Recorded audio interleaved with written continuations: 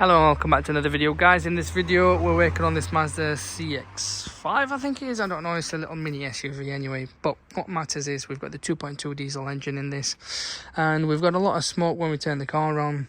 It's come back as a turbocharger, supercharger boost pressure, so P2262 has come back on this. Now if yours is the same and you've got signs of smoke, then it's most likely, as this one is as well, it's the turbo, and the turbo is obviously around the back here.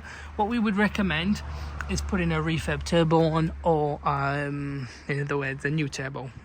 You could do a used one, but you might be in the same boat. We'll just check for plays and whatnot. That's reality. And if yours isn't, in your case, it might not be. It might not even be what you call the turbo. It could be the sensors. When I say sensors, there's the turbo actuator sensor. There's quite a few sensors on here. So like this one here.